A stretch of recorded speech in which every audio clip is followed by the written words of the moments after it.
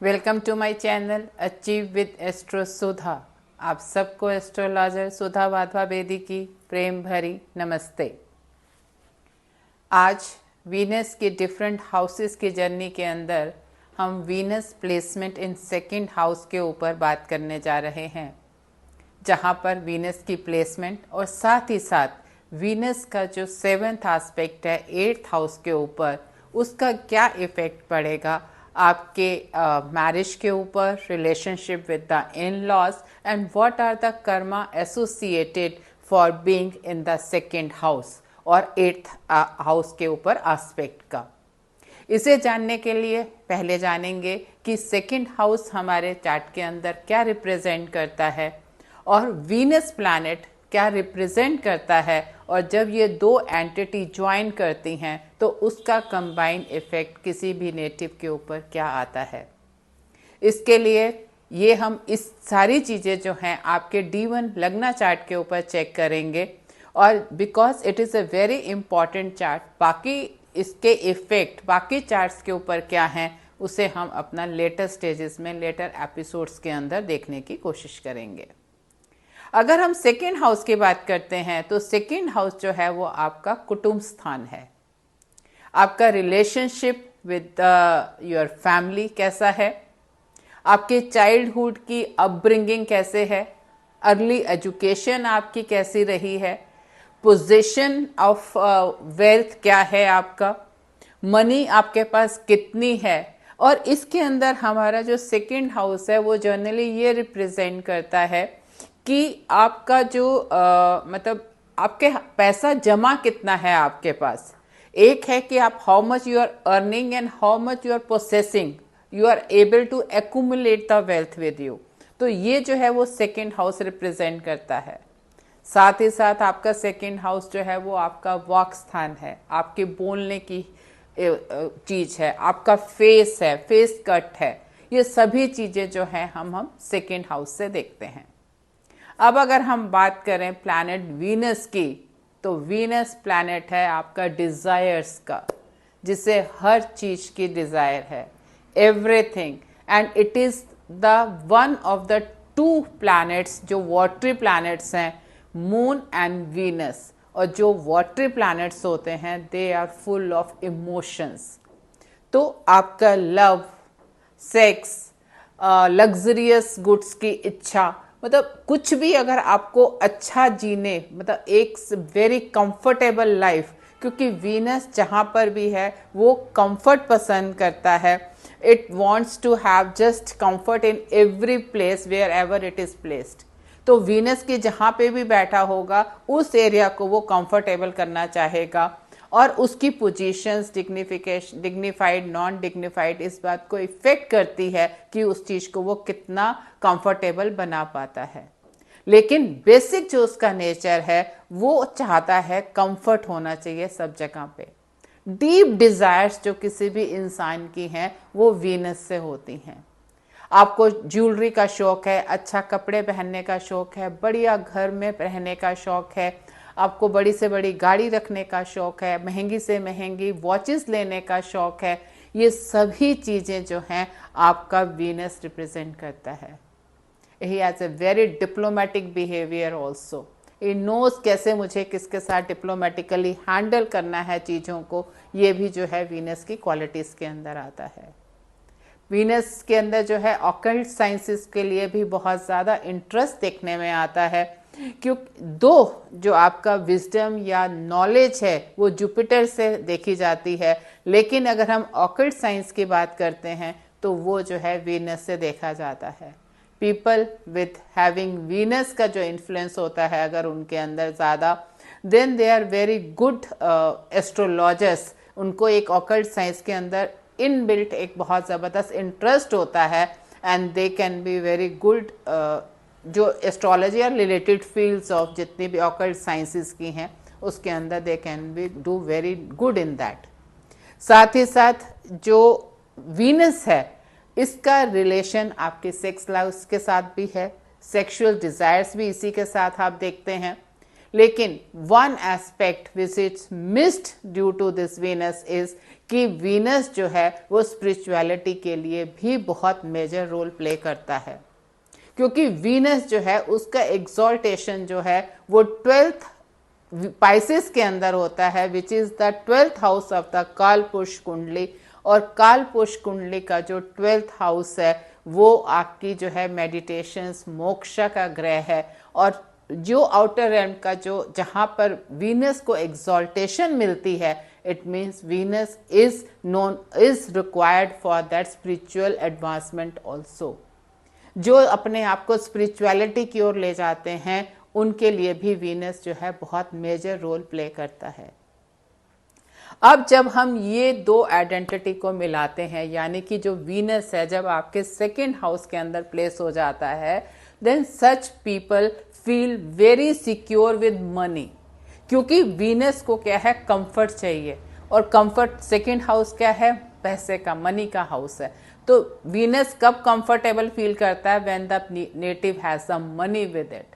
तो फाइनेंशियल या accumulation of money जो है वो बहुत ज़्यादा कंफर्ट देती है नेटिव को, जिनका भी वीनस जो है सेकंड हाउस में बैठा है। Means if the money is not there with them, they feel very insecure. Though whether it is a dignified और ए नॉन डिग्निफाइड वीनस, आपके पास एक्यूमुलेशन ऑफ मनी है या you will lose the money, will depend upon कि आपका Venus कितना अच्छा powerful है कि नहीं है।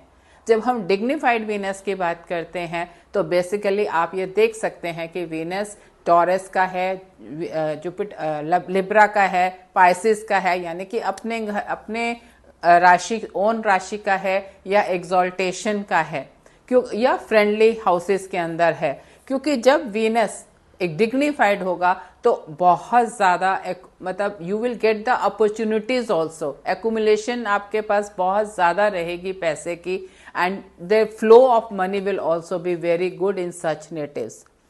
लेकिन इन केसेस के अंदर जब वीनस का एस्पेक्ट आपके 8th हाउस के अंदर आ रहा है, then it is seen many time कि they have some problems in making relations with their in-laws.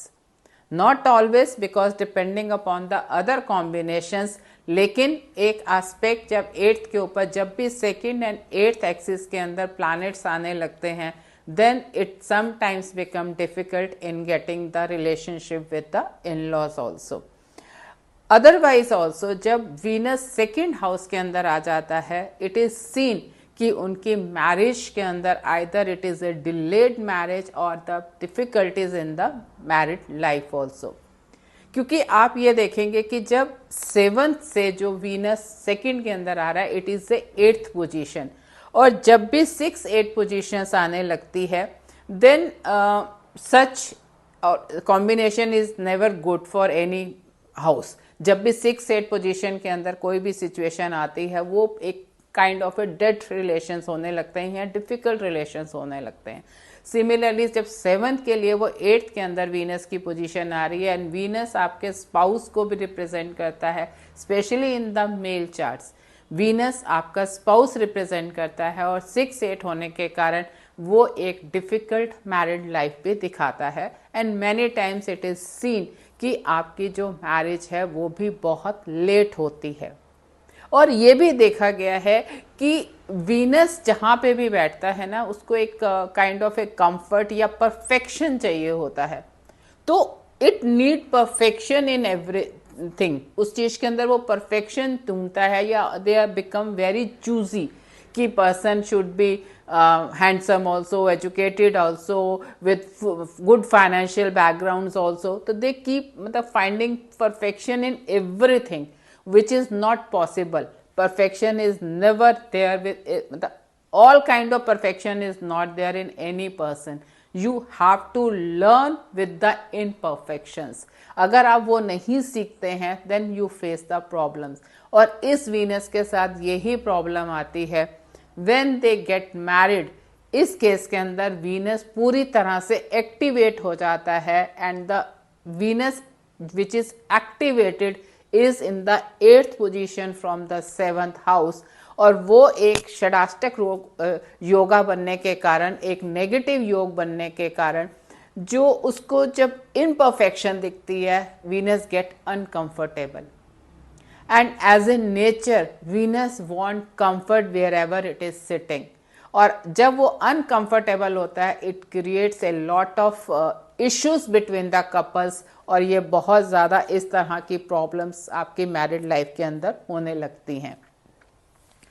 लेकिन अगर हम ऑन द अदर हैंड इस बात को फाइनेंशियल्स के लिए देखते हैं, देन वी सी कि ये बहुत अट्रैक्ट करता है मनी को, and such natives are able to accumulate lot of money with them, and also they have a very beautiful face structures, क्योंकि जो आपका सेकेंड हाउस है वो फेस को रिप्रेजेंट करता है, and Venus is the beauty. So जो वो वहाँ पे बैठा है, तो such natives has a good face structure, they are very attractive also and very, लेकिन यहाँ पे 8th हाउस के अंदर बैठने से जो उसका 8th हाउस के सेकेंड हाउस से जो 8th लॉर्ड के हाउस के ऊपर एस्पेक्ट है, वहाँ से रिलेशनशिप के इश्यूज भी आने लगते हैं। It start behaving weird, unstable as far as the married life is required, या उनके साथ इन लॉज के साथ एक रिलेशनशिप का इश्यू आता है। लेकिन अगर आप इसका स्पिरिचुअल एंगल लेने लगते हैं, क्योंकि 8th is the house of transformation and change also, and if you take that angle, or the native understands और spirituality की ओर बढ़ने लगता है, then it becomes a good placement there। as Venus के लिए अगर आप सिर्फ उसका एक पार्टनर लेते हुए, जहाँ पे वो सिर्फ मटेरियलिस्टिक या लग्जरी या ब्यूटिफिकेशन या लाइफ की ओर देखता है, मटेरियलिस्टिक लाइफ की ओर मूव करना चाहता है, अगर उसको हम स्पिरिचुअल लाइफ की ओर ले जाने चाहते हैं, native takes it that smartly या विद एन अंडरस्टैंड या मेच्योरिटी के साथ उसको उस एंगल पे देखता है, then they can handle their lifes the other than the wealth issues के को छोड़ के वो अपने मैरिटल लाइफ को या अदर रिलेशंस को भी बहुत अच्छे से हैंडल कर पाते हैं। एंड ऑल्सो वीनस जब सन या मार्स वगैरह के साथ भी सेकेंड हाउस के अंदर बैठ जाता है, then again it start creating problems, क्योंकि अकेला एक बेनिफिक का जो रिजल्ट्स होते हैं वो डिफरेंट आते हैं किसी भी प्लेसमेंट के अंदर। Being with the malefics, it becomes otherwise also uncomfortable and start creating the problems. So if you are also having a Venus in the second house, we would like to know your comments also कि क्या आपको भी एक security feel होती है पैसे के साथ, या you also have interest in accumulation of money, and how you, what about your relations with your in the married life with your spouse or with your in-laws। तो आप सब लोगों का इस बारे में क्या विचार है, आप हमें कमेंट्स के अंदर ज़रूर बताएं, so that we also get encouragement with these things कि yes, our readings are going in the right manner। अगर आपको ये चैनल पसंद आया हो तो इसे सब्सक्राइब करें, लाइक करें एंड शेयर करें। आपका दिन शुभ हो। धन्यवाद।